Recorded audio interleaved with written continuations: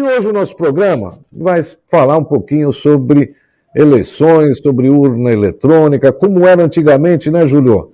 No nosso tempo, no papel lá, que a gente assinalava o nome do candidato. E o Marcelo, então, hoje vai apresentar para a gente, eu acho que é bastante oportuno, ele vai apresentar para a gente esse assunto aqui. E a gente vai debater o programa inteiro sobre esse assunto. Legal.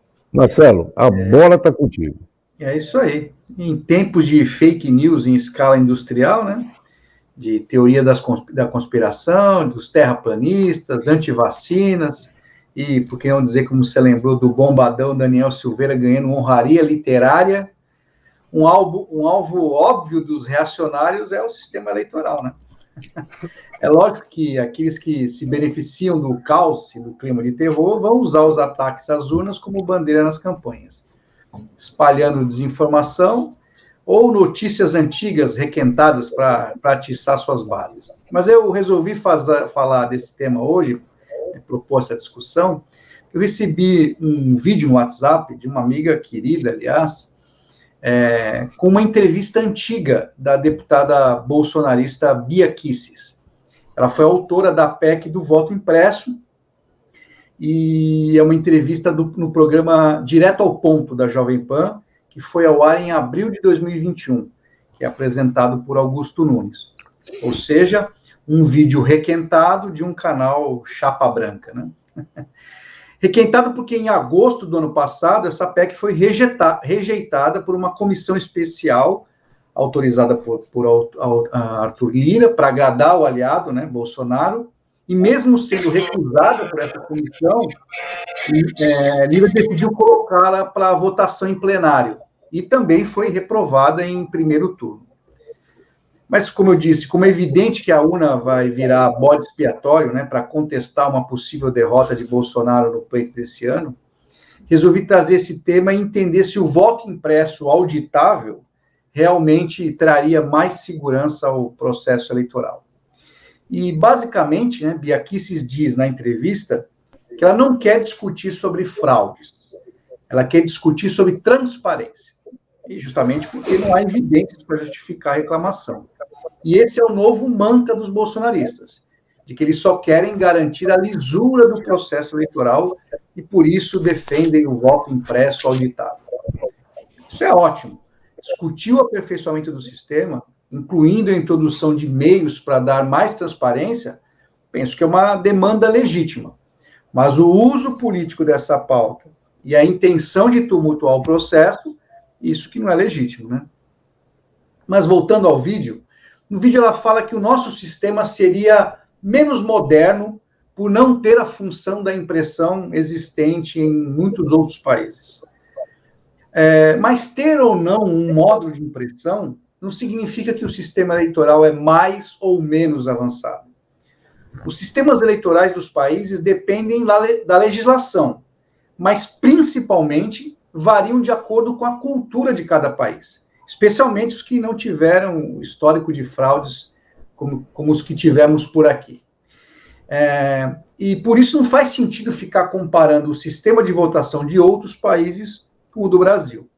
O dos Estados Unidos, por exemplo, é um balaio de gatos, pois a legislação deles dá aos estados autonomia para definir regras locais, incluindo o horário da votação e qual a metodologia será utilizada para computar os votos, e as opções vão desde o voto impresso até o voto pelos correios. Para você ter uma ideia, atualmente 30 estados têm o voto eletrônico como opção, e 18 deles com comprovante de votação. E lembrando que, apesar de ser considerada a maior democracia do planeta, o voto lá é indireto. E o seu voto pode valer menos, dependendo do seu estado e do número de delegados dele. E é a quantidade de delegados que define, por exemplo, o presidente que será eleito. Um método que seria totalmente inconstitucional no Brasil.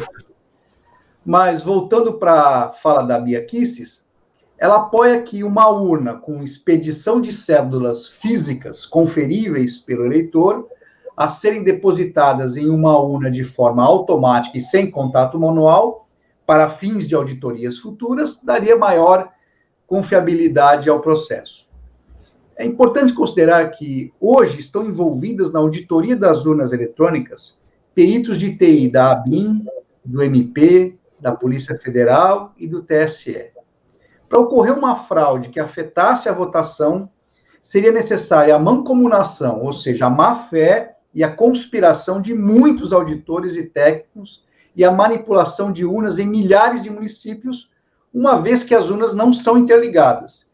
E ao encerramento da votação é impresso um boletim de urna individual de cada sessão, que contém, entre outras informações, o total de votos por partido e por candidato, bem como a totalidade de eleitores aptos a votar na sessão, a quantidade de votos nulos e brancos, além do código interno de cada urna, permitindo assim uma auditoria posterior, o que tornaria uma fraude uma tarefa bem complexa. Mas eu não quero ficar discutindo aqui sobre o sistema das urnas, até porque eu não tenho competência para criticar sistemas digitais, algoritmos ou códigos-fontes.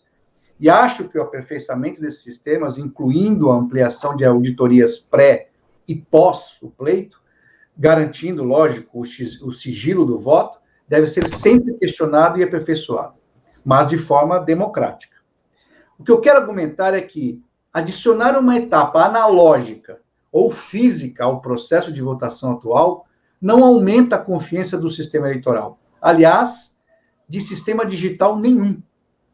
Dito isso, o primeiro ponto que precisamos ter em mente é que todo sistema, seja físico, analógico ou digital, é passível de fraude.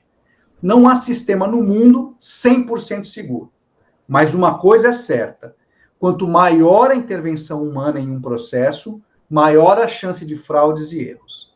E por isso, adicionar um processo físico, no caso, a impressão e o papel, que exigirá mais atuação humana no processo, não aumentará a segurança, a confiança e a transparência do sistema de votação. Vamos considerar que seja aprovada no futuro a inclusão da impressão do voto em papel. O fato de acoplar módulos impressores, além de deixar o processo de votação muito mais lento, pois além do processo de digitar, conferir na tela e confirmar, será necessário imprimir, conferir o papel impresso e só então finalizar o processo de votação. Isso deixa o sistema muito mais suscetível a problemas operacionais. É preciso lembrar que componentes mecânicos são muito mais propensos a falhas, como travamentos e paradas de funcionamento, além da necessidade de equipes muito maiores de manutenção. E depois, também seria necessário estabelecer quais seriam os parâmetros para solicitar recontagens dos votos, pois temos 5.600 municípios, e seriam precisos critérios robustos para evitar intermináveis questionamentos e a judicialização do processo. Mas, em um processo físico, é justamente a transparência que será mais prejudicada nos casos de pedido de recontagem, pois em um pleito como o próximo, com milhares de candidatos ao legislativo, exigiria uma tabulação dos votos complexa e demorada, envolvendo centenas de milhares de conferentes. Para você ter uma ideia, a votação em papel de 1994, ou na votação de papel de 1994, estavam envolvidas 170 mil pessoas. Então eu pergunto, quantas brechas para manipulações são abertas em uma recontagem?